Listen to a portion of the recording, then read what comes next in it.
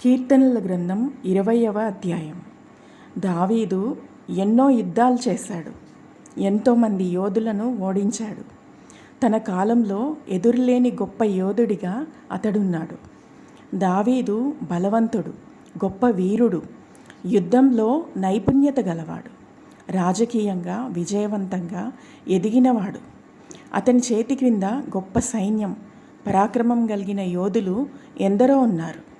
ఒక గొప్ప జనాంగముకు నాయకుడిగా ఉన్న దావీదు తనను గూర్చి తాను దేవుని సన్నిధిలో ఇలా కనపరుచుకుంటూ ఇలా ప్రార్థిస్తూ ఉన్నాడు.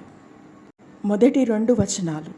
ఆపత్కాలమందు యెహోవా నీకు ఉత్తరమిచ్చునుగాక, యాకోబు దేవుని నామము నిన్ను ఉద్ధరించునుగాక, పరిశుద్ధ స్థలంలో నుండి ఆయన నీకు సహాయం చేయునుగాక, సియోనులో నుండి నిన్ను ఆదుకొనుగాక.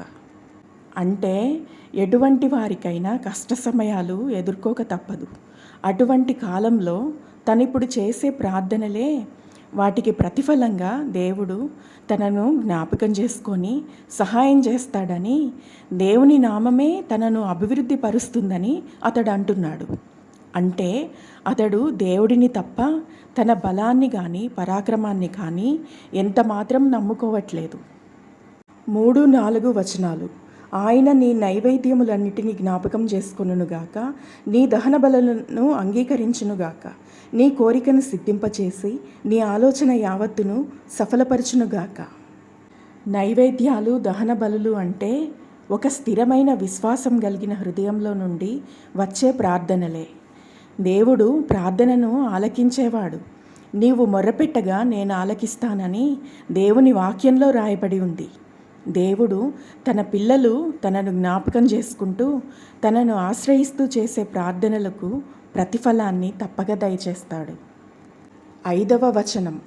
యెహోవా నీ రక్షణను బట్టి మేము జయోత్సాహము చేయుచున్నాము, మా దేవుని నామమును బట్టి మా ధ్వజము ఎత్తుచున్నాము. తనకు యుద్ధంలో విజయాన్నిచ్చిన దేవుణ్ణి స్తుతిస్తూ దావీదు సంతోషిస్తూ ఉన్నాడు. శత్రువుల కంటే ఎత్తుగా మన ధ్వజాన్ని ఎత్తే దేవుడు మనకు తోడై ఉంటాడు. 6వ వచనం. యెహోవా తన అభిషిక్తుని రక్షించునని నాకిప్పుడు తెలియను, రక్షణార్థమైన తన దక్షిణహస్త బలము చూపును. ఇక్కడ దావీదు ఒక విషయాన్ని గ్రహిస్తూ ఉన్నాడు. మనుషుల ఏర్పాటు కాదు కానీ దేవుడే తనను ఏర్పరచుకొని అభిషేకించాడని, దానిని బట్టే ఎంతోమంది శత్రువుల చేతిలో నుండి తనను దేవుడు కాపాడుతున్నాడని అతడు గ్రహిస్తూ ఉన్నాడు. తనకు కలిగే విజయాలు తనవి ఎంతమాత్రం కావు కానీ దేవుడే తనను ముందుకు నడిపిస్తున్నాడని అతడు తెలుసుకుంటూ ఉన్నాడు. 7వ వచనం. కొందరు రథములను బట్టి కొందరు గుర్రములను బట్టి అతిశయపడుదురు, మనమైతే మన దేవుడైన యెహోవా నామమును బట్టి అతిశయపడుదుము. తనను దేవుడు నియమించుకొని నడిపిస్తున్న విధానాన్ని గ్రహిస్తున్న దావీదు ఇతరుల వలె వారికి అతిశయంగా ఉన్న రథాలు, గుర్రములు ఇంకా అనేకమైన వాటిని గురించి తనకు సంతోషం కానీ భద్రత కానీ లేవు కానీ దేవుడే తనకు అతిశయ కారణంగా ఉన్నాడని అతడు చెప్తూ ఉన్నాడు. 8వ వచనం. వారు కృంగి నేల మీద పడి ఉన్నారు, మనము లేచి చక్కగా నిలుచుచున్నాము. పవర్, మనీ, మెటీరియల్ బ్లెస్సింగ్స్ ఇలాంటి వాటిని నమ్ముకునేవారు తప్పకుండా కూలిపోతారు. వాటిని బట్టే వారు నశించిపోతారు. కానీ దేవుణ్ణి మాత్రమే నమ్ముకునేవారు పడిపోకుండా చక్కగా నిల్చుంటారు. అంటే వారు స్థిరంగా ఉంటారు. వారు పడిపోవడానికి కారణాలేమీ ఉండవు. దేవుణ్ణి ఆశ్రయించువారు పడిపోవడానికి ఏ హేతువు లేదని దేవుని మాట సెలవిస్తూ ఉంది. చివరి 9వ వచనం. యెహోవా రక్షించుము, మేము మొర్రపెట్టినప్పుడు రాజు మాకు ఉత్తరమిచ్చునుగాక. దావీదు వంటి ఒక గొప్ప రాజే ప్రభువును ఆశ్రయిస్తూ ఉన్నప్పుడు మనం ఇంకెంతగా మనల్ని మనం తగ్గించుకోవాలి.